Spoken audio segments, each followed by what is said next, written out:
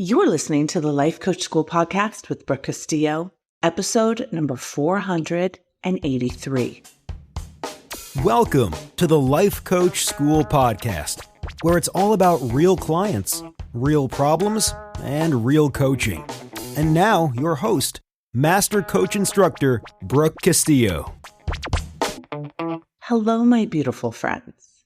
I am so happy to talk to you. I am in Bermuda right now, and it is pouring rain and gorgeous. It is such a beautiful country, such beautiful landscape, and tons of rain. And I'm working all day today, so I'm in this beautiful villa that we're staying in, and so excited to record this podcast for you. I have this tiny little mic, so I know the sound quality probably isn't typical of what you would hear from me if I were at home, but hopefully you can hear me okay. Today, I want to talk about creating your work for the world. I've been thinking about this a lot lately as I have been going through my body of work and the work that I have created over the past 20 years and asking myself the question, what do I have yet to offer to you? What can I teach that I haven't yet taught? And what can I coach that I haven't yet coached? And one of the topics that I came up with and one of the courses, workshops that I came up with is this one. And it's called Create Your Work for the World. And I wanted to share it with you on the podcast, first of all, in case you're interested in joining the workshop, but also because I wanted to give some insight on what it takes and what the process is for creating your work in this world. I want to start off with saying that I think every single person on this planet has an offering. They have something inside of them that the world needs. And your education and your experience and your brain and your personality creates something new that has never been created before. And I think it's very important that you know that you understand that your offering is only created by you. It hasn't ever been created by anyone else. So a lot of times what I hear is people saying, well, I've had the same education as someone else, or I've gone to the same school as someone else, or I've learned the same content as somebody else. So for me to teach that content doesn't make any sense. It's just me copying it. And I totally disagree with that. I think you have to take into account that it is your education mixed with your experience, your brain, and your personality that creates a new recipe. It's like a new seasoning, a new offering, a new meal for the world. And it will be attainable and consumable by a brand new audience that could only hear it from you, that would only consume it from you. If you think about the number of, let's say, for example, weight loss books, my very first book that I ever created as a life coach was a weight loss book on the mental and emotional aspects of losing weight. Now, if I would have looked out into the world and said, there's so many weight loss books already, there's so many people teaching about weight loss, there's so many people talking about the emotional component of weight loss, I never would have created that book. And if I hadn't created that book, thousands of people wouldn't have freed themselves from the tyranny of diet and weight loss that have because they have read that book. And also, and I'm going to talk about this more later in the podcast, I didn't just create a book. That was my first content, but I repurposed it into so many other avenues. I created a day-long workshop from that book. I created a 6-week course from that book. It was a 6-chapter book, right? I created 6 podcasts from that book, 6 different episodes. So it's not just that initial creation that's for that audience. It's also that all the different formats that you create that are able to be consumed by different and new people. And it matters that you do your work. And you know, if you're listening to this podcast, you know, if you have that desire to create, if you have that inkling that you have something to say that matters, that you want to offer to the world, that I believe you absolutely have a responsibility to do that. I think if every person on this planet was encouraged to produce their work for the world, we'd have a much better world. We'd have a much more evolved world. We'd have more ingenuity. We'd have much more progress. I believe that with all my heart. So what is the reason why most of us don't create our work for the world? Why is so much of the human wisdom and the human ingenuity locked away inside people's brains that isn't expressed, that isn't taught, that isn't created, isn't put into a format where other people can consume it? I think there's two reasons why that is. I think the main reason is lack of confidence. I think most of us have this fear that we don't have anything valuable to say and that nobody will listen and that we're not any different than anybody else. We're not special. We don't have anything new to offer the world. And that, my friends, is a lie. It is a lie.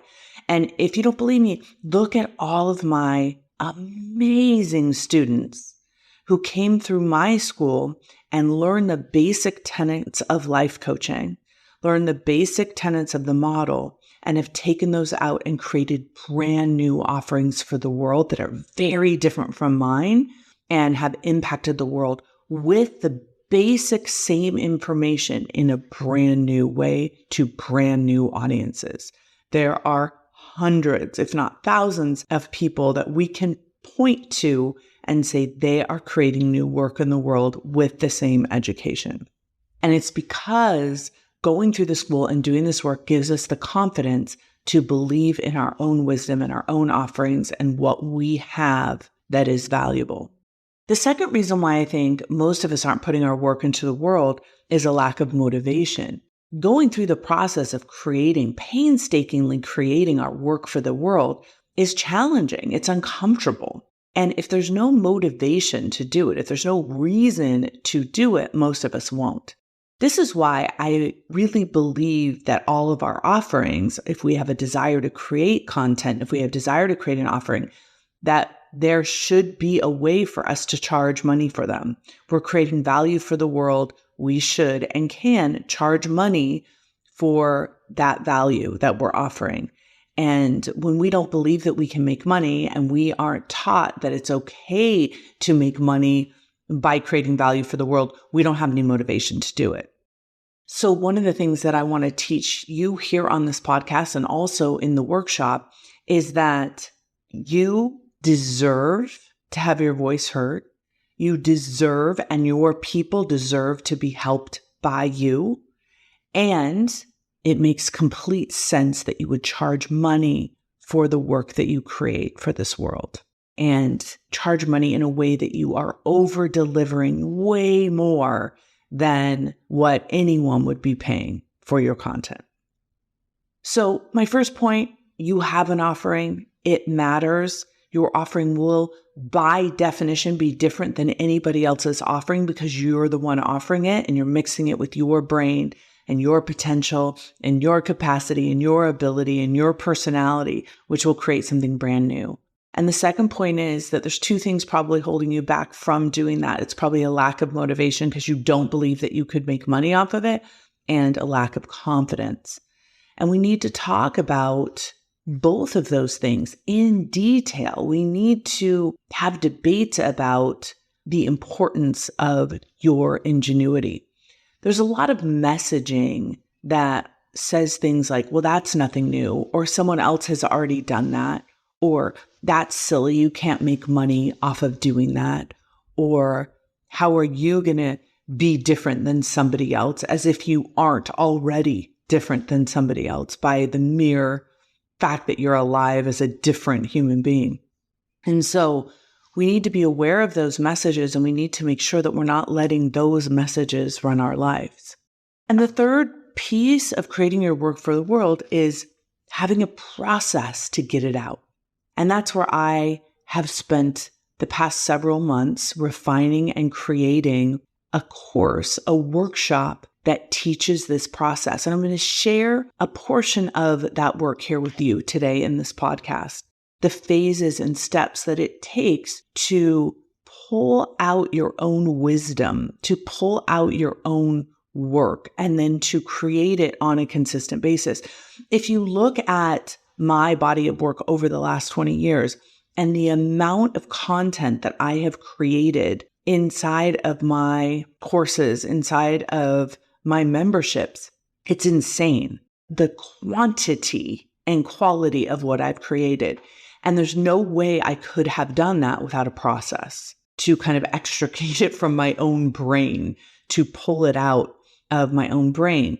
And again, it's a combination of all of the education that I've had, the books that I've read, the courses that I've taken, the school that I've gone to, and mixing it with my own personal experience, my own analysis, my own thought process, and my personality to create something brand new. If you think about the process that I've talked about on the podcast before, the process of creating what we call idea babies and super thinking. These are two of the main concepts that we talk about when it comes to creation. And an idea baby is basically taking a concept from one discipline or industry or education topic and mixing it with a completely unrelated industry or person or topic and putting those two ideas together to create something brand new. And then super thinking is when we spend time kind of connecting all of those things in a new way. I would say that some of the best work that I've created has been thinking about a concept that maybe I learned in a book and mixing it with an experience that I had in my life to create metaphors and stories and ideas where I can teach the same concepts in new ways that new people will understand, that new exercises can be created. And that's a process of creation. This is not something where, you have to be extraordinarily intelligent to do. I got a DM recently from one of my listeners of the podcast, and she was from France, and she was talking about how much the podcast had impacted her and how much it had changed her life. But she had some contention with me. And one of the things that she said was, you always talk about how everyone can create and everyone can have this amazing life and everyone can create value and get paid for it in the world. She said, but what about people who aren't smart? And she said, you're clearly very smart. And I know that there are a lot of people that aren't smart. And I'm hoping that she wasn't referring to herself. But unfortunately, I think she was. And she said, can people who aren't smart still have the same opportunities? And my answer is yes, because how you define smart is not objective, right? Because if you look at someone that does well in school or someone that passes a high IQ test, you may say that that person is smart, but that person may not necessarily make their contribution to the world because they may have a lack of confidence. And that person may not be exposed to the ideas that I'm teaching and be able to have the motivation to go out there and create content for the world. There's a lot of very, very smart, scared people that keep all their wisdom inside. So I don't think the question is, do you have to be smart?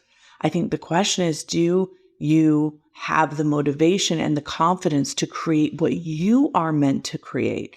And maybe it's not the concept that you are creating. Maybe it's not super sophisticated. I feel like a lot of my ideas that I teach that help people change their lives are very simple. They're very clean, elegant ideas that don't come from a lot of deep intelligence, but just come from observing the world in a curious and interesting way, and then teaching what I've created in my brain in a confident way, because I have lots of motivation to create content and value for the world.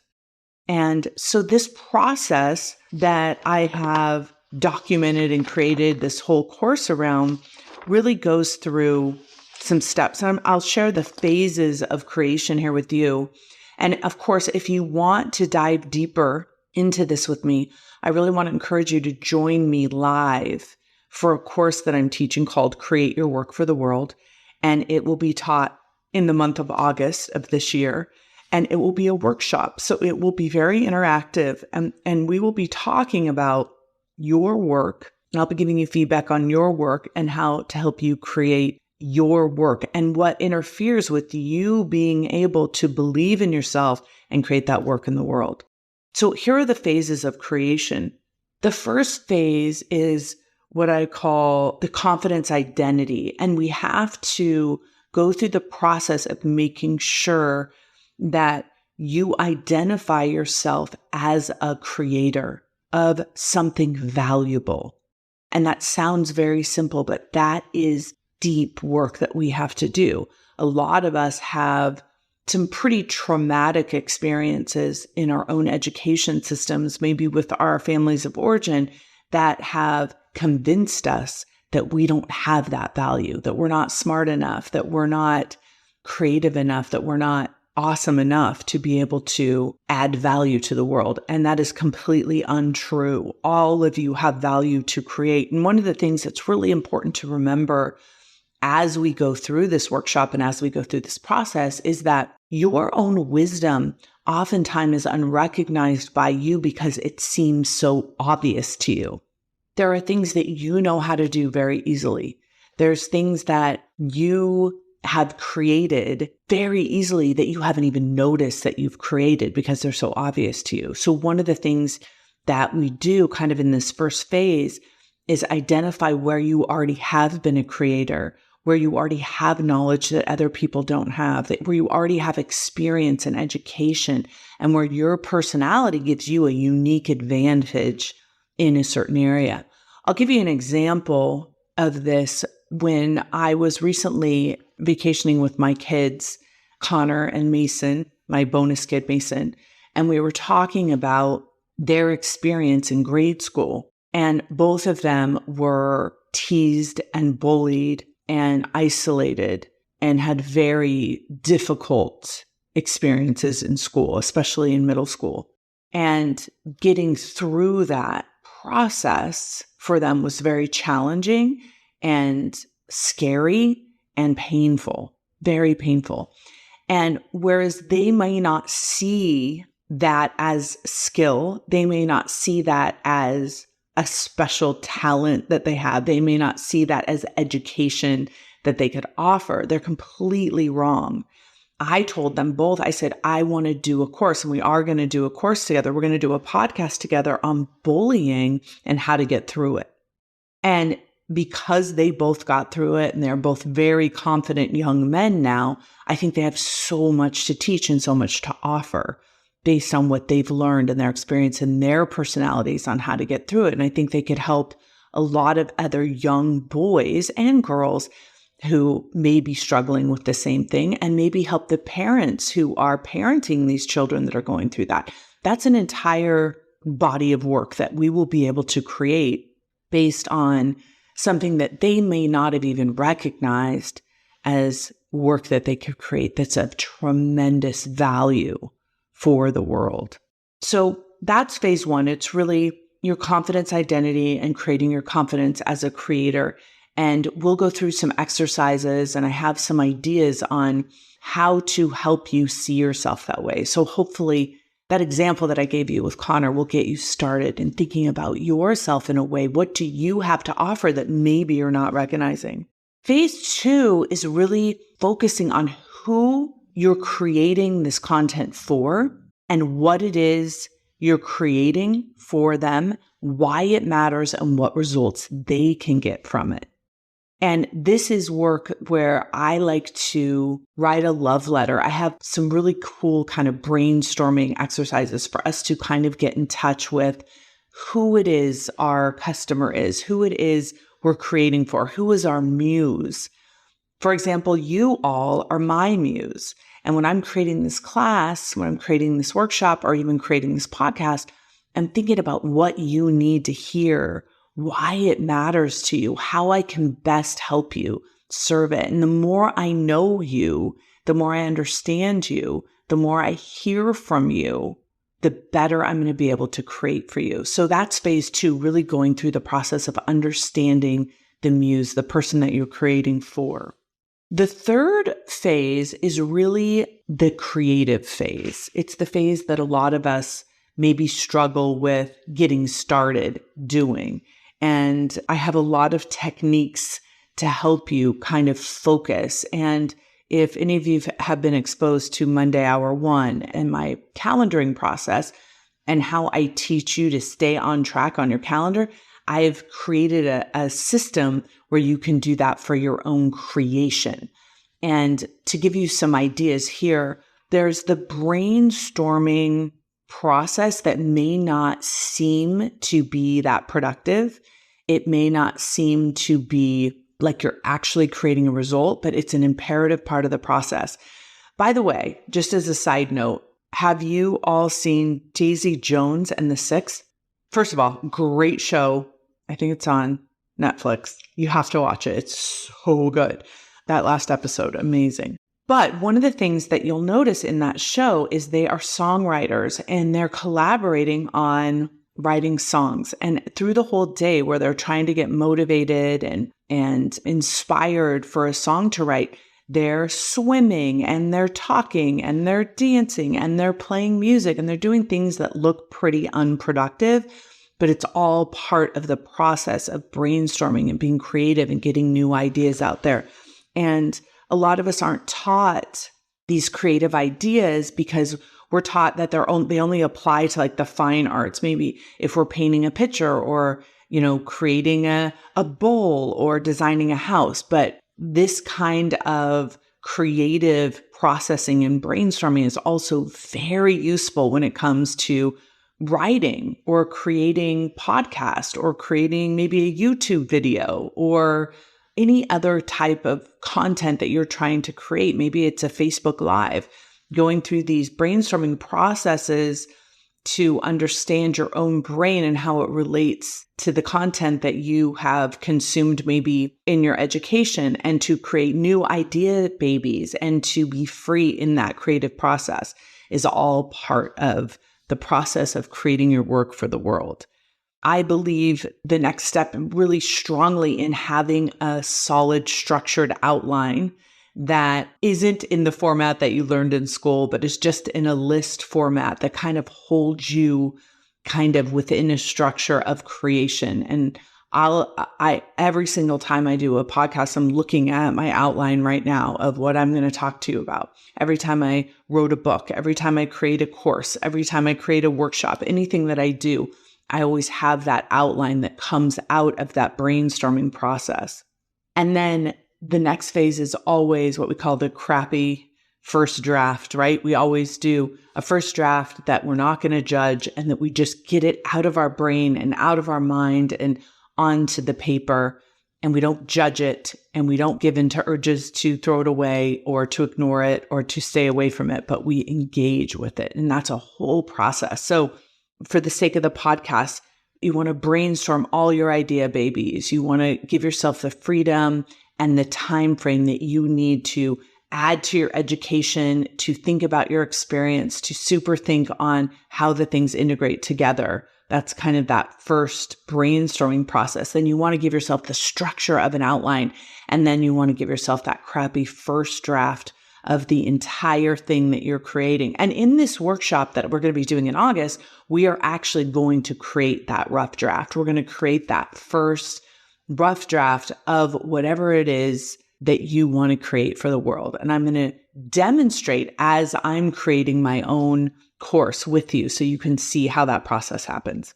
The fourth phase of the process is the edit. And I think this is one of the most overlooked and most important parts of creating your work for the world. Your edit is really your gift to your customer. It's you taking all the information that's available and you editing it down into the perfect meal. The way that I like to talk about it is groceries, right? A lot of people, when they try and teach us, hand us a bag of groceries, and we are the ones that have to put all the ingredients together and make it taste good. And I think the best educators, the best content creators are the ones that actually unload the groceries and clean all the vegetables and clean all the produce and chop everything up and put it in the pan and actually create and hand the meal to their student, to their client so the client can experience the education in a way that is effortless to them. They can absorb the ideas, they can absorb the content, they can feel the power of the creation without having to dissect it and figure it out. And so I get a lot of feedback that people love my podcast and they love the way I educate because it's so simple and there's not a lot of fluff. And I boil it down to the very important pieces. And I have a process for that edit. And one of the things that I do is I basically look at all of the content that I've created in that rough draft. And I think about how can I teach this in the fewest words possible, in the easiest concept possible. And we go through a process of just basically shaving away anything that isn't absolutely necessary. So if you think about most of my podcast topics are 20 to 30 minutes, they could easily be 3 hours, but I try and distill it down so it saves you time. It takes me longer to create because I have to distill it down, but it takes you less longer to consume because it's so easily accessible because I've edited it down. And so phase 4 is really knowing how to edit your work and making sure that you do it relentlessly. Phase 5 is really putting your work out into the world. And that sounds easy, but it's very difficult to put your hard-earned work into the world and to be able to receive feedback and to be able to see how it affects people, to see if anyone reads it, anyone pays attention. And there's a whole process to making sure that you're putting it out into the world in a confident way so as many people as possible can see it and give you feedback and learn from it. And you can use all of that information to make it even better. And then phase 6 is really repurposing that content, refining it, and then just repeating. When you can take one piece of content and turn it into 7 different offerings, that's when you really can create the most value for the world. The example that I gave you is I created a 6-chapter book, and then I made it into a 6-week course, and then I made it into a 6-hour course, and then I made it into 6 different podcasts. And I could make it into 6 different video series. Once you have the content, repurposing it and using it in ways that help the world and help you create value and therefore make money and therefore increase your confidence is what gets the creation ball rolling. Once you know this process, then you'll have it for your whole life. So just to review, the process is creating your identity of confidence. Phase 2 is really knowing who it's for, what it is, what the result you're going to create for the person, and why it matters to them. Phase 3 is the brainstorm, outline, and rough draft process. Phase 4 is the edit. Phase 5 is putting it out into the world. And phase 6 is really repurposing, refining, and repeating. And this is an example of that. I've created a podcast here called Create Your Work for the World, and I've given you a lot of valuable content that you can take from here and go out and create more content. But I've also created a month-long workshop that you can take, which goes into this deeper. And it's actually us doing the work together and applying it together and going through the process of scheduling time to sit down and create content and create this work and to believe in yourself and to find that motivation. So it's the same information, create your work for the world, but it's taught in 2 different ways. One is taught in a half-hour podcast and one will be taught in a month-long class. And I could easily turn this class into a year-long course. I could turn it into a mastermind. I could turn it into a TV show. I could write a book about it. All of this information that I have for you. I have pages and pages and pages in my journal that have gone through this process just to create this course. I brainstormed it. I wrote the rough draft. I wrote the outline, right? I've gone through every single one of these processes to bring this content to you. And you, my friend, can do this for your content. Don't overcomplicate it. Maybe it's just that you were bullied and you know how to teach about that. Maybe you went on a trip to Paris and you can teach about how to go on a trip to Paris. Maybe you've raised a couple kids that had special needs, or maybe they didn't have special needs. It was just a certain type of kid. You have that knowledge. You have something inside of you. I will help you find it. But you don't actually need my help to find it. If you trust in your own wisdom, in your own confidence, in your own ability to know that you have wisdom inside of you, you have something to offer this world. So I want to invite you to create your work for the world. If you want to join me for this very special workshop that I have coming up, I would be delighted.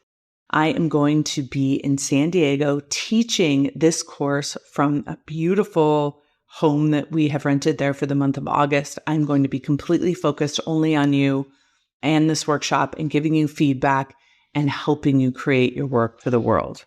If you are interested, please go to the lifecoachschool.com/create. thelifecoachschool.com/create. You can find out all the information about the course and how to get enrolled and how to get signed up. And we will start working on your work, my friend, your work for the world. I'll see you there. Hey, if you enjoy listening to this podcast, you have to come check out Self-Coaching Scholars. It's my monthly coaching program where we take all this material and we apply it. We take it to the next level and we study it. Join me over at thelifecoachschool.com/join. Make sure you type in the lifecoachschool.com/join. I'd love to have you join me in Self-Coaching Scholars. See you there.